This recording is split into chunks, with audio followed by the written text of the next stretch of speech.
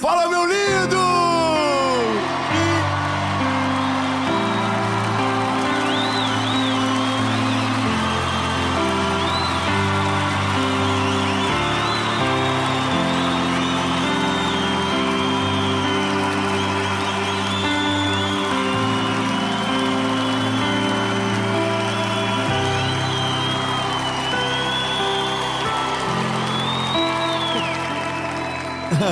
E 26 segundos.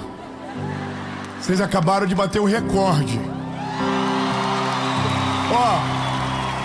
Mas não gasta tudo, né? Irmão, meu Deus do céu, que alegria! Nós estamos em São Paulo e essa é a série Preciosas Sementes. E eu tenho uma palavra de Jesus para o seu coração, meu lindo. Toda segunda-feira, 7 horas da manhã, sem falhar, sem vacilar, tem uma palavra de Jesus para você aqui. E hoje não vai ser diferente. Eu quero falar sobre aumentar a fé. Eu não sei se você compreende, mas o nível da sua entrega determina o tamanho e a velocidade do teu milagre. Então, meu lindo, antes da gente ir para a mensagem, eu tenho um recado muito importante. Na verdade, 2. Um é um pedido, né? Curte o vídeo. Curte o vídeo, comenta, compartilha, manda pros amigos, pros inimigos. Isso. Se inscreve pra gente chegar em 10 milhões. Ah, não. Já chegou. Meu Deus do céu. Só Jesus, meu lindo. Então, se inscreve, ativa o sininho. E um pedido importante. Nós estamos em 2025. E talvez você nos acompanhe há muitos anos e já foi muito abençoado por tudo aquilo que você viveu. E você entende que tudo aquilo que Deus está fazendo no nosso tempo nos torna um solo fértil através da nossa associação evangelística, que hoje está cuidando de milhares de pessoas. Então eu aproveito o começo dessa mensagem para dizer que você pode fazer parte dessa história. Nós precisamos de voluntários, nós precisamos de homens e mulheres de Deus que se levantem, porque esse ano será o ano da maior colheita da nossa história e você pode fazer parte semeando, servindo, e as informações que você precisa vão aparecer aqui embaixo. E após isso, vamos para a nossa prioridade, vamos para a mensagem.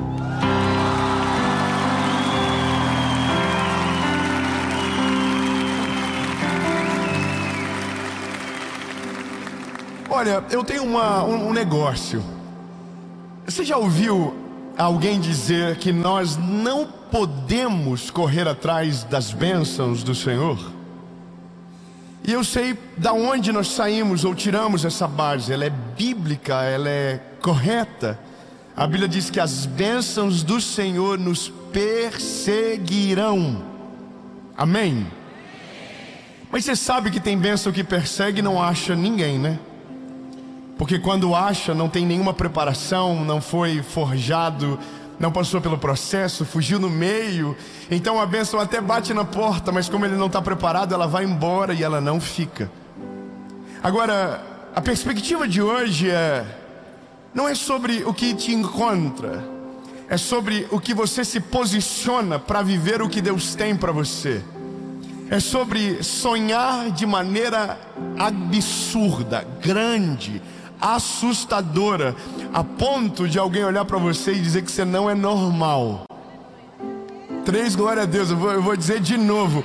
O convite do Evangelho é para que você manifeste sonhos que são gerados de Deus dentro de você, a ponto que os de fora olhem e dizem: não é normal. Mas veja bem, tudo isso custa um preço. Eu quero construir algo com você hoje aqui. A primeira coisa é: todo sonho é uma declaração de fé. E nunca mais esqueça isso. Todo o sonho é uma declaração de fé. Quando você sonha algo muito grande, que não combina com você, mas que você depende do Senhor, você está gritando para o mundo que você tem fé. E que a sua fé está num Deus que é poderoso para fazer muito além do que você pode pensar ou imaginar. Então, sonhadores são pessoas que produzem e que geram fé. Só que a Bíblia diz que fé sem obras é morta. Ou seja, não é só ter fé, é o seu posicionamento em relação àquilo que você acredita, que determina o que de fato você vai viver em Deus. Está comigo? Então eu vou ler um texto bíblico com você. Segundo livro dos Reis, capítulo de número 4, versículo de número 1 diz: Ora, clamou ali uma mulher das esposas dos filhos dos profetas a Eliseu, dizendo: O teu servo, meu marido, está morto, e tu sabes que o teu servo verdadeiramente temia ao Senhor, e o credor veio para levar consigo os meus 2 filhos para serem seus servos. E Eliseu disse a ela: O que eu posso fazer por você? Conta-me o que você tem na sua casa. E ela disse: A sua criada não tem nada em casa, além de vasos vazios e uma botija de azeite. Então ele disse: Vai, pede a ti vasos emprestados de todos os teus vizinhos, vasos vazios, não peça poucos. E quando tu entrares, fecharás a porta diante de ti, diante dos teus filhos, e derramará dentro de todos os vasos, e tu porás de lado aquele que estiver cheio. Assim ela foi diante dele, fechou a porta diante de si, e dos filhos que trouxeram os vasos para ela, e então derramou. E sucedeu que quando estavam cheios todos os vasos, perguntou ao seu filho: Traz mais um vaso. E ele disse: Não há mais. Então a palavra diz: E o azeite parou. Eu sei que algumas coisas é chover no molhado. Você já ouviu milhares de vezes sobre essa mulher, essa viúva que pede ao profeta para que o ajude, para que os filhos não sejam, servos, escravizados por conta da dívida. Ela tem uma conta para pagar. E porque ela tem uma conta, ela depende de um milagre de Deus. E esse milagre, ele vem através de um profeta. Só que eu quero que você observe a condição que o profeta dá para essa mulher. A condição que o profeta apresenta para ela. A Bíblia diz que o profeta fala: Você pegue vasos vazios na vizinhança, traga para dentro da sua casa, fecha a porta, vai ficar dentro de casa só você e os teus filhos.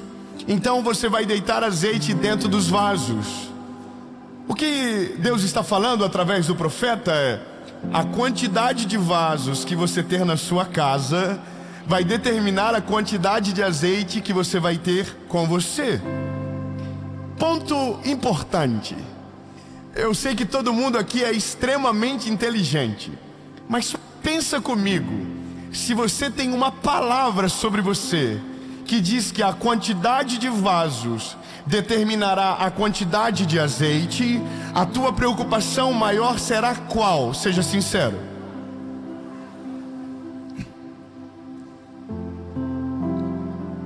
Você pode dizer de novo? Vasos. Só que olha, se você se preocupa com algo, você mesmo faz, você não terceiriza. Você concorda comigo? Se a tua preocupação maior é essa, você não coloca a responsabilidade na mão de ninguém. Você se levanta e faz. Mas a viúva não faz dessa maneira. A viúva pega e manda os filhos dela irem buscar vasos na vizinhança. Quando os filhos dela voltam, ela fecha a porta e enche aqueles vasos. Eu vou te dizer uma coisa que é natural do ser humano, que se a gente pensar de fato, talvez era o que nós faríamos no lugar dela. Nós não pediríamos para os filhos irem sozinhos. Nós iríamos dividir em 3 grupos então, ou 3 pessoas ao invés de 2. e nós não voltaríamos para casa até que o último vaso daquele vilarejo tivesse escondido dentro do meu lar. Não, eu vou melhorar para ver se você vibra isso comigo. Se eu sei que Deus tem o poder para fazer, e que o que Deus vai fazer depende da minha fé, a minha fé vai fazer com que eu casse vasos, não que eu veja o azeite primeiro. Não, eu vou melhorar, até nós voar aqui dentro. Então, se eu sei que Deus vai se responsabilizar pelo azeite, só me sobra uma responsabilidade. Qual é a minha responsabilidade? Vasos. Quanto tempo Deus precisa para multiplicar azeite? Segundos. Quanto tempo eu preciso para buscar vasos? O tempo que for necessário, porque eu sei que quando eu fechar as portas, o azeite será derramado e multiplicado vaso por vaso. Sabe qual é o nosso problema? A gente tem mais pressa em buscar azeite do que dedicar tempo para ir atrás dos vasos. Porque na nossa cabeça foi nos conformado realidades que são coerentes com aquilo que nós fomos semeados. Eu vou ser mais específico com você. A cultura que foi gerada em você, a semeadura de família, de escassez, de qualquer coisa do tipo que foi colocado em você, determina o tamanho do que você pode sonhar. É mais ou menos isso. Se você nasceu numa família onde sonhadores foram, formados à sua volta, você nascerá num ambiente onde sonhos são possíveis. Então os teus sonhos sempre são maiores do que a geração que veio anterior. Você foi incentivado a sonhar, você foi impulsionado a sonhar coisas grandes. Agora veja bem, quando nós não tivemos esse cenário, quando nós fomos criados num ambiente de muita miséria, ou quando nós fomos criados num ambiente onde tudo aquilo que a gente disse que poderia acontecer, foi contado que nós não iríamos conseguir. Então de repente, nossa preocupação não é mais a quantidade de vaso, é o pouco de azeite que cair na botija já nos é suficiente. E esse é um negócio que para mim é importante. Quando alguém ouve uma palavra dessa, diz: isso aí é coisa motivacional. Eu não penso isso. Eu penso que um sonho grande é o que mais deixa a gente cheio do Espírito Santo e na presença dele. Porque quem tem sonhos grandes depende da grandiosidade de Deus para que eles aconteçam. Eu vou melhorar. Quem tem grandes sonhos vive ocupado. Quem não sonha é uma vida vazia, não tem nada para acontecer pela frente. Então não precisa orar, não precisa jejuar, não precisa ir na vizinhança atrás de vaso. Você só vive no cheiro da estação que está passando. Só que o convite do Evangelho para mim e para você é: sonhe sonhos que não combinem com você, mas que combinem com o Deus que chamou você para viver a vida que Ele planejou para a sua história na terra. É lindo, eu vou melhorar. Deus não chamou você para viver os sonhos dos teus pais. Deus não chamou você para viver os sonhos que os teus amigos projetaram sobre você. Deus não chamou você para viver os sonhos que o teu passado gerou na sua história. Deus chamou você para viver os sonhos dele nessa terra. E os sonhos dele são incontáveis, inimagináveis e na maioria das vezes inalcançáveis. E porque são inalcançáveis, quando o teu braço não atingir, a mão de Deus vai te levar até esse lugar. Eu estou com medo. Nessas horas ontem, oh lindo, eu vou te falar um negócio. O nosso porém disso tudo é entender que tudo na vida tem fases. E eu não quero falar sobre todas essas fases agora nessa mensagem. Mas o sonho, se você for sintetizar, ele tem fases. Ele tem a fase do sonho, que é gerado por Deus em nós. Aí ele tem a fase da decisão, que é quando nós olhamos para o sonho de Deus e dizemos: a gente vai viver. Só que aí vem outra fase, que é a fase da espera, que é quando você sonhou, decidiu, mas não aconteceu absolutamente nada. E aí tem a outra fase, que é a fase do impasse, que é você sonhou, decidiu, esperou, e quando parecia que iria acontecer, deu tudo errado. Mas aí tem a última fase, que se você suporta todas elas, você vive, que é a realização. Mas agora não é sobre o final, é sobre o começo. E a primeira coisa que você precisa compreender logo é que o sonho de Deus nunca cabe em você. Não cabe. Eu vou falar para mim, para você, baseado naquilo que eu, pequenininho, já vivi na vida. Eu tenho 34 anos de idade. Eu sei que parece menos. Não era para rir agora, a gente não combinou. Mas eu jamais iria imaginar que um dia eu ia estar em São Paulo com vocês aqui ouvindo uma pregação do Evangelho através de um menino que saiu de Joinville, que nasceu numa família disfuncional, totalmente difícil de acreditar numa realidade positiva, e que agora em 2024, pertinho de 2025, na verdade essa mensagem já está em 2025, amém, feliz ano novo, ela já vai estar passando em 2025, meu Deus, feliz ano novo, aqui, que eu ia estar falando com você. Agora, qual é a loucura? Esse sonho foi gerado quando eu tinha 5 anos de idade. Sabe qual é a minha memória de criança? Eu entrando na igreja e uma mulher olhando para mim dizendo: Deus me mostra você um dia, falando para milhares de pessoas. Qual é o problema? É que eu voltei desse sonho para dentro de uma casa destruída. Então é difícil quando o teu sonho não tem nada a ver com o ponto de partida da onde Deus te semeou. É quando você olha para a loucura de Deus e diz: Deus, calma aí, segura a onda, é tão longe que não tem para como fazer. Só que o que Deus quer que você faça não é conta do que Ele disse que Ele vai fazer, é simplesmente dizer: Deus, eu aceito, não faz sentido, é maior do que eu, é vida louca demais, mas se o Senhor está falando, eu aceito. Diga com a boquinha linda que Jesus te deu, diga: eu aceito. Só que aí, irmão, aí vem a segunda fase, que é beleza, você aceita? Então agora, se posicione.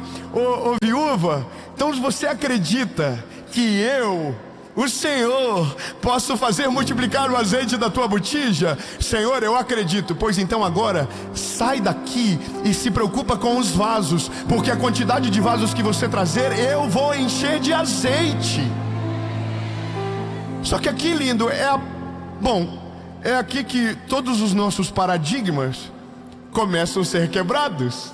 Porque para se posicionar em relação a um sonho que Deus tem, eu tenho que ter a mentalidade de alguém que já viveu aquilo que ainda é impossível.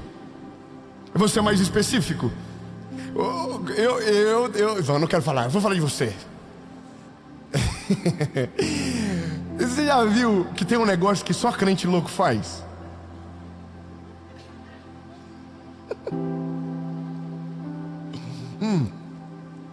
Você já entrou num lugar que para você é tão longe, mas você fez aquele negócio assim: aonde eu colocar a planta dos meus pés, aonde eu tocar a palma das minhas mãos. Já fez isso já ou não? Irmão, eu vou te falar uma coisa. Eu fui um evento agora, numa lutinha que teve aí, uma lutinha do Mike Tyson. Ganhei de presente para ir ver a luta do Mike Tyson e do tal do Jake Paul.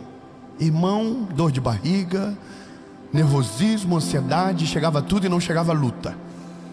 E aí eu fui para a luta, cheguei na luta, e aí eu entrei num estádio que tinha 75 mil pessoas lá dentro. Irmão, a primeira coisa que eu pensei quando eu entrei lá dentro é: Jesus, um dia esse lugar não vai estar lotado para ver uma luta de boxe. Um dia vai estar lotado para ouvir uma pregação do teu evangelho, Senhor. Um dia isso vai acontecer, eu creio, irmão. E aí,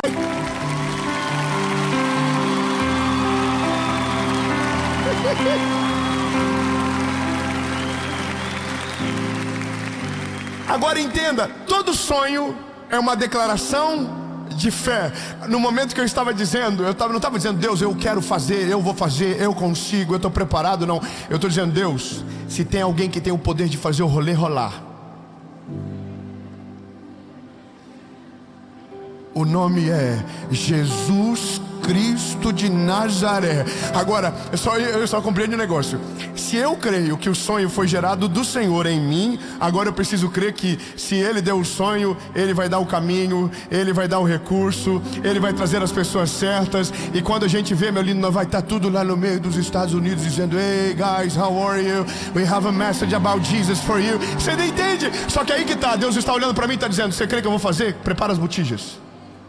Vai atrás dos vasos, meu bebê. Bora, levanta, sacode a poeira. Se você achou que o que eu fiz em 2024 era suficiente, você estava errado. Eu tenho muito mais para fazer. Mas a quantidade de botijas que você trazer, eu vou encher de azeite. Ô lindo, fala para alguém que está perto de você e diz: quanto de botija tu tem aí?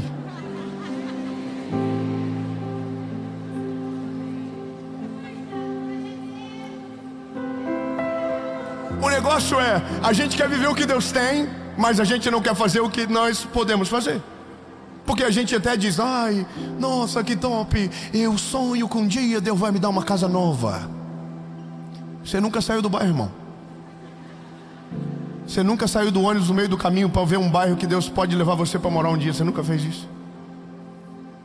Irmão, pelo amor de Deus, eu quero que despertar algo em você que torna você meio estranho. Sabe, gente estranha é gente que passa em lugar que ainda não está liberado e diz: posso dar só uma olhadinha? Irmão, é a coisa mais maravilhosa da vida. É viver o sonho antes de ele acontecer. Faz papel de louco, irmão. Entra aqui, ó. Deus, eu declaro no nome de Jesus: Senhor, aqui, estamos aqui, Senhor. Olha só, se o Senhor deu, e eu vou te falar uma parada que você vai ficar feliz. Se prepare para celebrar. Não é agora, é depois que eu vou lá. Irmão, Deus nunca vai deixar que você veja, sonhe algo que Ele não possa dar para você. Não, calma. Então significa que se Deus deixou você ver, deixou você tocar, deixou você sentir, deixou você abraçar, deixou você experimentar, é porque Ele tem o poder de dar nas tuas mãos muito além daquilo que você pode pensar ou imaginar. Deus não é um Deus irresponsável. Ele não coloca sonhos que Ele não tem a condição de patrocinar na sua vida. Então se prepare, meu lindo, para tudo aquilo que Deus colocar na frente dos teus olhos e ser da vontade dEle para você. No nome de Jesus você vai viver.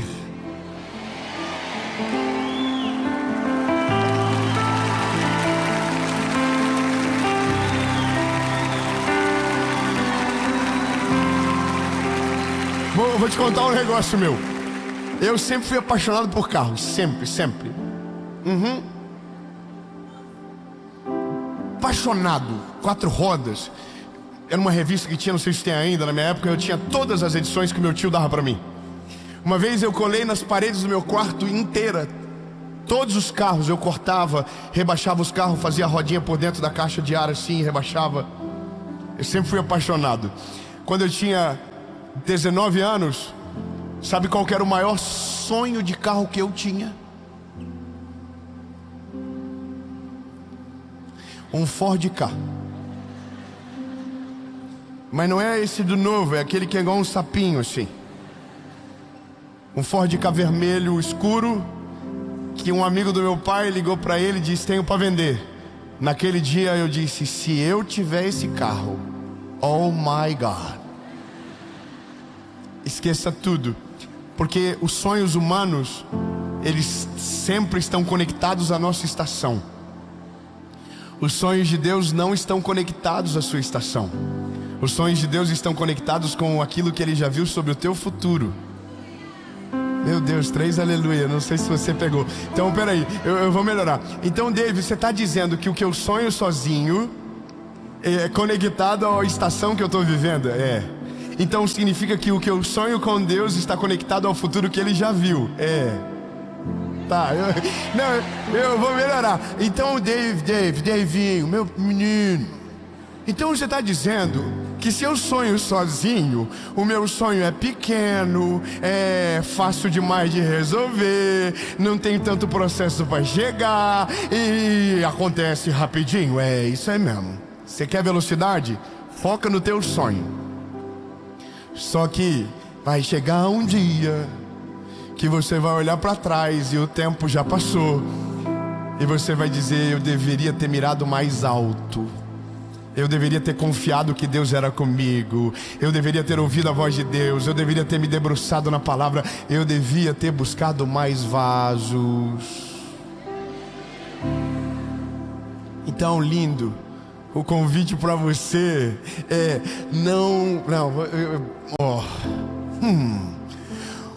é que esse convite não é só para você, é para mim também. Então eu estou pregando para você e eu estou ouvindo, porque Deus está falando comigo isso já faz 3 meses. Deus está me cobrando já faz isso há 3 meses. Deus está me chamando dizendo: ei, David, para de achar que acabou, para de achar que a linha final acaba com a gente. Não, eu não estou nem no começo, eu não estou nem no começo do que eu vou fazer, eu não cheguei nem perto da onde eu vou chegar. Ei, André, nem perto, nem perto. Ei, lindo, Deus quer que você entenda logo. Se você acha que já viveu tudo de bom dessa terra, eu tenho uma palavra de Jesus para você: você não está nem perto de 1% daquilo que Deus vai fazer na sua vida. Será maior, será melhor, será mais extraordinário e vai desafiar você de um nível absurdo. Mas quando você chegar na fase da realização, você vai olhar para trás e vai dizer: Jesus, obrigado, porque no dia que o Senhor mandou buscar vaso, eu não passei uma vez na vizinhança, eu entulhei de vaso a minha casa para viver a tua palavra. É lindo. Meu Deus, vou terminar.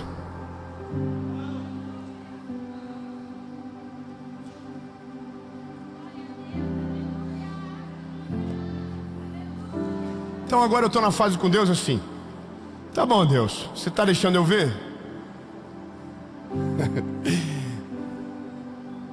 Avisa o povo do Bradesco lá.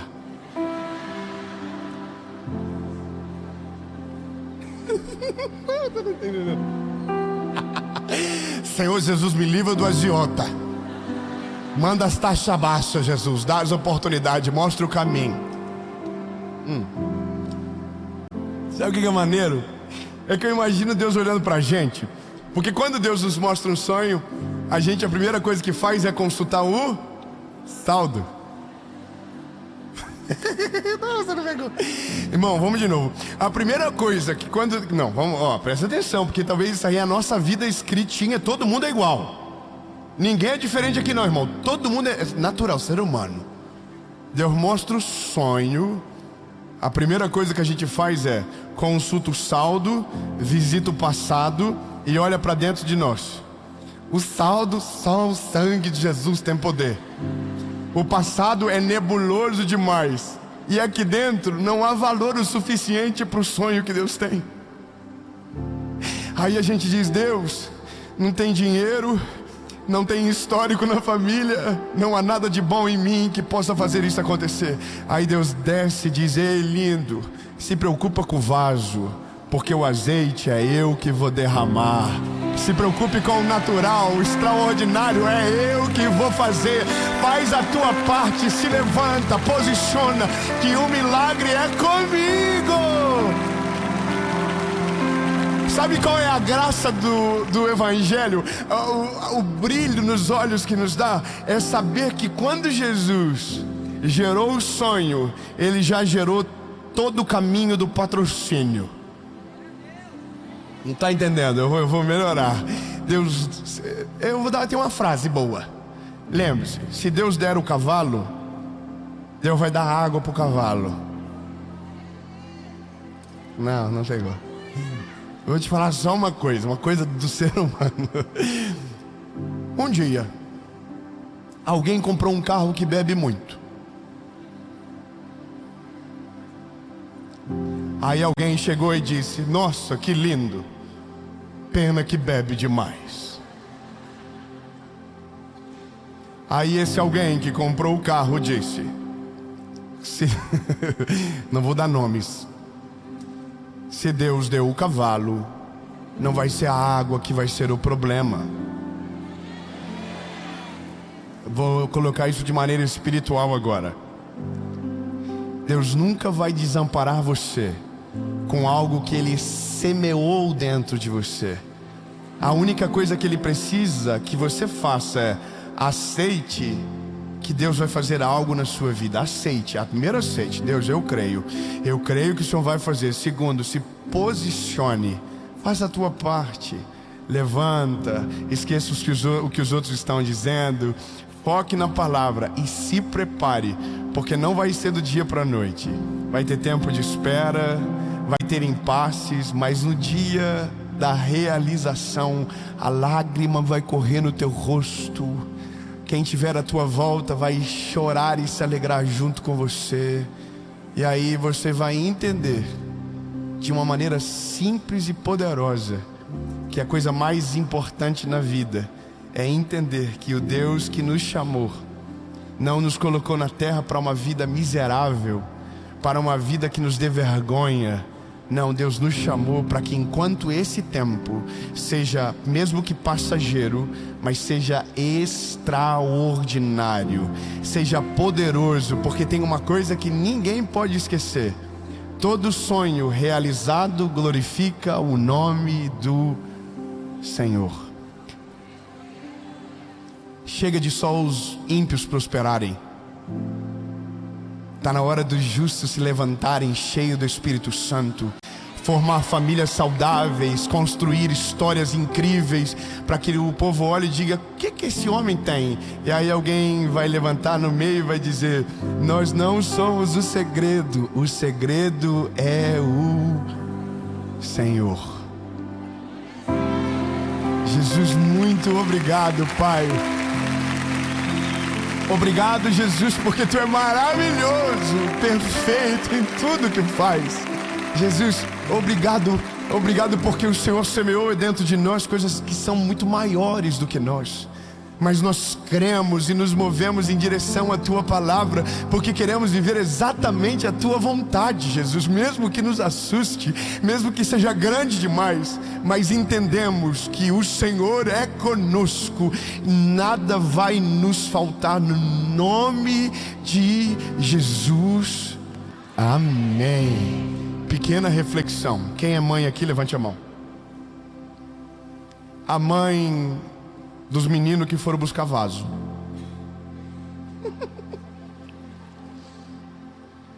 Irmão, eu não sei você, mas eu consigo ver.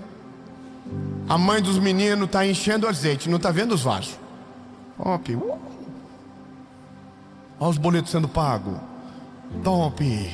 Aí acabou, de repente ela fala assim: ô menino, dá mais vaso lá, por favor. Aí o menino está assim: acabou. Irmão, eu não consigo ver essa mulher com uma cara boa. Não, eu consigo lembrar da minha mãe, irmão. Ela fulminando com o olho, dizendo: eu te avisei, era para ter trazido mais vaso. E aí vai que os meninos eram adolescentes. Irmão, é que tudo aquilo que você terceiriza, você não pode cobrar de verdade o resultado. Portanto, lindo, não confie o sonho que Deus te deu na vida de quem não sonhou junto com você. Só isso mesmo.